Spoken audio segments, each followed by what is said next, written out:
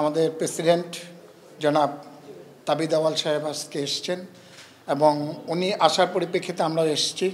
আমাদের এখানে আমাদের ফাহাদ করিম সাহেব ছিলেন এবং সেই সঙ্গে আমরা কয়েকজন সদস্য এখানে উপস্থিত ছিলাম। আসলে বেসিক্যালি আমাদের এটা একটা সৌজন্য সাক্ষাৎ, নাথিং এলস, অন্য কোনো কিছুই না।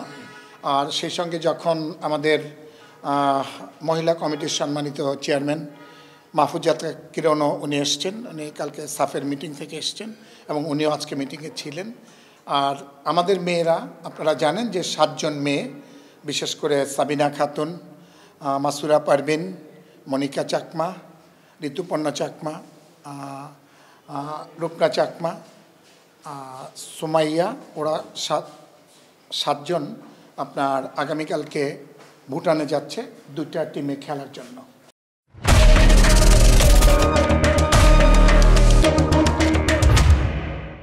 এবং 2টা টিমে যে খেলার জন্য ওরা যাচ্ছে, এটা আসলে আপনারা জানেন যে আমাদের বাংলাদেশ ফুটবল ফেডারেশনের জন্য একটা বিরাট বড় ব্যাপার। এবং আমরা যখন জানতে পেরেছি, আমাদের প্রেসিডেন্ট যখন জানতে পেরেছে, আমাদের মেয়েরা এবং আমরা ছাড়পত্র দিয়েছি। আমরা বাংলাদেশ ফুটবল ফেডারেশনের একটা অনুমতি লাগে, তারা যাতে বিদেশে খেলতে পারে এবং ভুটানের মাটিতে, ভুটানের ক্লাব লেভেলে খেলার জন্য ওরা যাচ্ছে এবং সেটার জন্য আমরা ছাড়পত্র দিয়েছি। যার জন্য প্রেসিডেন্ট আজকে এসে আমরা মেয়েদের সাথে, আমরা সদস্যরা এবং আমাদের প্রেসিডেন্টের নেতৃত্বে আমরা মেয়েদের সাথে দেখা করেছি এবং দেখা করে তাদেরকে ধন্যবাদ জানিয়েছি, ঈদ মোবারক জানিয়েছি।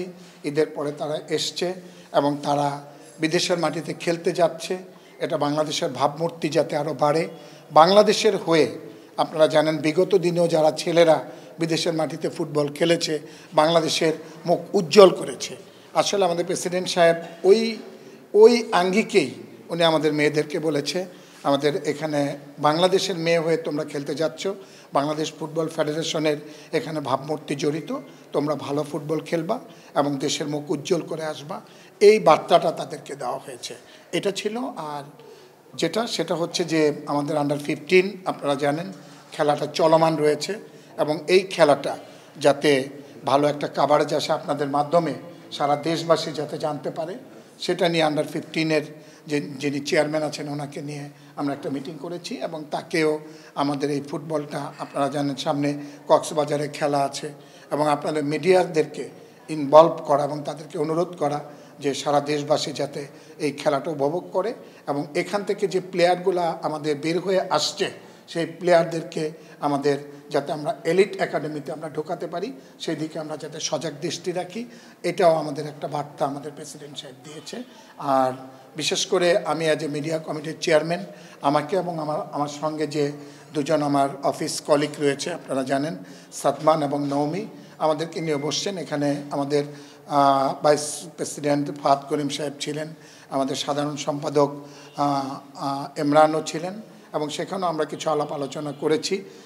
আমাদের আপনারা জানেন যে সামনে অনেকগুলো খেলা রয়েছে এবং আমাদের ওয়ার্ল্ড কাপেরও একটা খেলা রয়েছে, আপনারা জানেন। আর বিশেষ করে আমি একটি কথা আপনাদেরকে না বললেই নয়, যে আপনারা জানেন যে জুন মাসের বোধহয় 10 তারিখে আমাদের যে খেলাটা রয়েছে সিঙ্গাপুরের সঙ্গে, তাই না? সিঙ্গাপুরের সঙ্গে আমাদের যে খেলাটা রয়েছে, এই খেলাটা আপনারা জানেন যে আমাদের যে জাতীয় স্টেডিয়াম, যেটা জাতীয় স্টেডিয়াম, সেই স্টেডিয়ামটা আমাদের কিন্তু এর আগেই ডিসেম্বরের মধ্যে আমাদেরকে হ্যান্ডওভার করার কথা ছিল। আসলে এখন পর্যন্ত এটা আমরা এখনও হ্যান্ডওভার পাইনি। আমাদের মূল কথাটা হচ্ছে, আমাদের যে টার্গেট ছিল, আমাদের ফুটবল ফেডারেশনের একটা টার্গেট ছিল, আমাদের একটা পদক্ষেপ ছিল যে আমরা সিঙ্গাপুরের সাথে খেলাটা দিয়েই এই স্টেডিয়ামটা যাতে সারা বাংলাদেশের মানুষ এসে বাংলাদেশ এবং সিঙ্গাপুরের খেলাটা দেখতে পারে। আপনারা জানেন যে আমাদের দলে উদীয়মান যেসব খেলোয়াড়রা বিদেশে রয়েছে, তারাও কিন্তু অন্তর্ভুক্ত হচ্ছে। হামজা আসার পরে, জামাল ভুঁইয়া, হামজা আসার পরে কিন্তু এখন অনেকে আগ্রহ প্রকাশ করেছে এবং আগ্রহ প্রকাশ করার পরিপ্রেক্ষিতে আমাদের কিন্তু দলের শক্তিও অনেক বৃদ্ধি পাচ্ছে। সেই ক্ষেত্রে আমরা চাচ্ছিলাম যে আমাদের স্টেডিয়ামটা যত তাড়াতাড়ি আমরা বুঝে পেতে পারি, যদি আমরা জুনের আগে আমরা যদি বুঝে পেতে পারি, তাহলে হয়তো আমরা সারা দেশবাসীকে এই খেলার মাধ্যমে আমাদের এই ঢাকা স্টেডিয়ামটাও আমরা দেখাতে পারবো এবং সারা বাংলাদেশের মানুষ আমাদের এই বাংলাদেশের খেলা, হামজার খেলা, জামাল ভুঁইয়ার খেলা, ফাহিমুদ্দিন খেলা, সকলের খেলাটা তারাও দেখতে পারতো।